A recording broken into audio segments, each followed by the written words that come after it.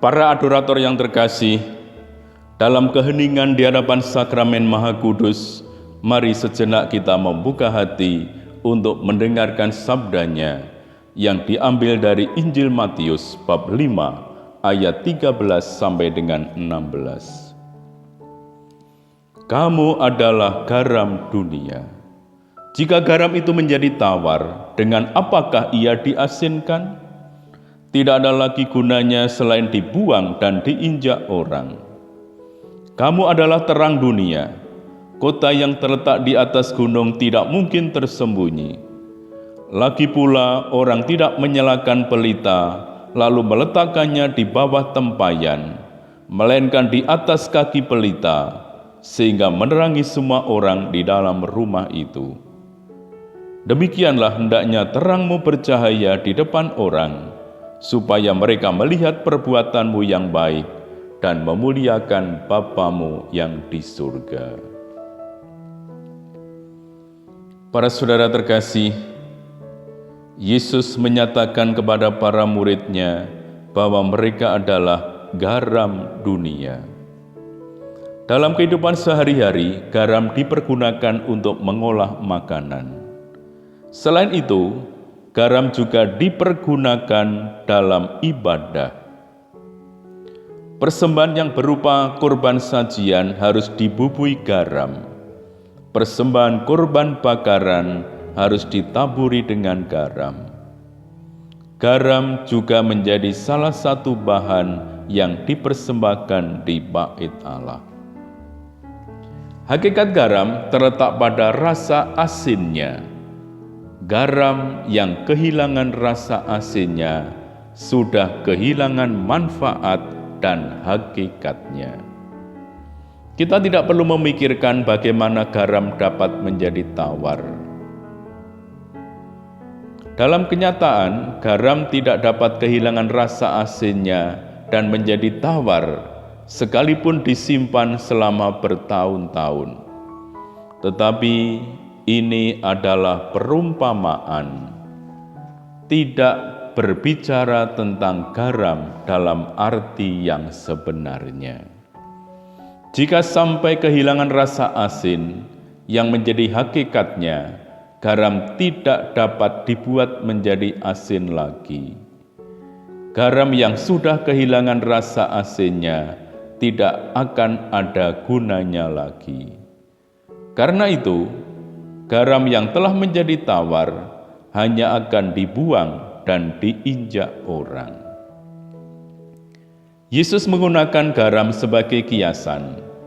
Para murid Kristus itu seperti garam.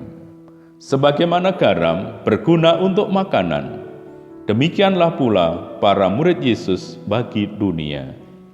Sebagaimana garam memberi rasa pada makanan, demikianlah para murid Yesus harus memberi rasa pada dunia. Sehingga dunia ini terasa tawar bila tidak ada murid Yesus.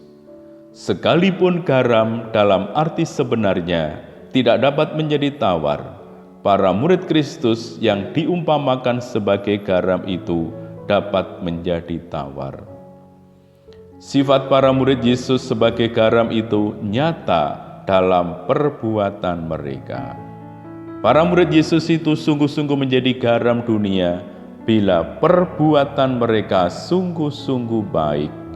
Bila perbuatan mereka tidak baik, mereka akan menjadi seperti garam yang menjadi tawar. Perbuatan yang baik itu akan mengundang orang-orang lain yang melihatnya untuk balik melihat diri mereka sendiri. Apakah mereka sudah berlaku demikian? Selanjutnya, melalui perbuatan baik itu, mereka mengundang orang-orang lain untuk melakukan hal yang sama. Yesus menunjukkan bahwa dengan melakukan perbuatan baik, para murid Yesus berlaku sebagai garam. Yesus juga mengumpamakan para murid-Nya dengan terang dunia. Kedudukan mereka dalam dunia ini seperti pelita yang dinyalakan dalam rumah. Orang menyalakan pelita waktu hari telah menjadi gelap, dengan tujuan untuk memberikan penerangan di dalam rumah. Karena itu, orang menaruh pelita di tempat terbuka agar cahayanya menerangi ruangan tempat pelita itu diletakkan. Tidak mungkin orang menyalakan pelita lalu menaruhnya di bawah tempayan atau di bawah tempat tidur. Bila demikian, tidak ada gunanya ia menyalakan pelita. Cahaya yang memancar dari pelita yang diletakkan pada tempatnya tidak tersembunyi, seperti sebuah kota yang terletak di atas gunung. Para murid Yesus harus menjadi terang, dan terang itu harus bercahaya di depan semua orang. Dengan melihat kebaikan yang dilakukan oleh murid Yesus, orang dapat melihat mana yang benar dan harus dilakukan, seperti orang yang lewat di tempat yang gelap dapat melihat jalan ketika mereka membawa pelita. Apa yang harus mereka lakukan untuk menjalankan peran sebagai terang dunia? Mereka diingatkan agar berbuat baik kepada semua orang, agar semua orang melihat perbuatan baik yang mereka lakukan. Hal ini tidak dimaksudkan agar orang pamer kebaikan atau supaya ia dikenal sebagai orang baik, karena Yesus sendiri mengecam kemunafikan. Bagi Yesus, kebaikan yang dilakukan oleh para murid-Nya dapat membawa orang-orang yang melihatnya untuk berjumpa dengan Bapa dan memuliakan Bapa di surga. Dengan kata lain, motivasi untuk berbuat baik bukanlah untuk memamerkan kebaikan supaya mendapat pujian dari orang lain, tetapi untuk memuliakan Bapa di surga. Biarlah orang yang mengalami kebaikan para murid Yesus memuliakan Allah yang mereka percaya dan bersyukur karena melihat atau mengalami kebaikan Allah melalui mereka. Tuhan Yesus mengingatkan para murid tentang jati diri mereka, yakni sebagai garam dan terang dunia. Tuhan menghendaki para murid-Nya mengasihi sesama. Ia pun menghendaki agar kasih yang dilakukan oleh para murid-Nya itu dilihat oleh orang-orang di sekitarnya. Hal ini sekali lagi tidak dimaksudkan agar mereka mendapat pujian karena kebaikan yang mereka lakukan. Kalau orang melakukan kebaikan hanya supaya dipuji oleh orang yang melihatnya, kebaikan itu tidak ada artinya di hadapan Allah. Orang yang bertindak demikian tidak sungguh-sungguh mengasihi sesama, tetapi hanya mencari pujian dan merasa gembira bila mendengar orang memujinya.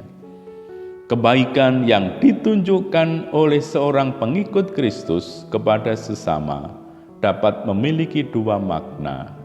Pertama, kebaikan itu dapat membuat orang yang melihatnya menemukan teladan tentang bagaimana berlaku terhadap sesama manusia.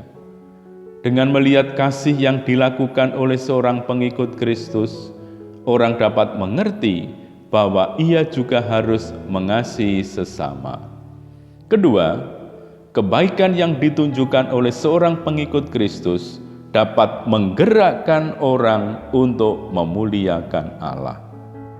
Benar bahwa Allah tidak tampak, tetapi seorang pengikut Kristus dapat menjadi sarana bagi Allah untuk menunjukkan kasih-Nya kepada sesama.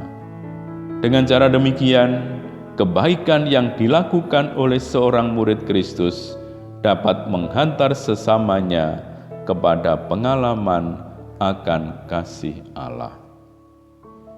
Kita diundang untuk terus menjadi garam dan terang dunia, supaya lewat itu menghantar orang-orang di sekitar kita untuk menemukan kasih akan Allah yang nyata. Tuhan memberkati kita semua. Amin.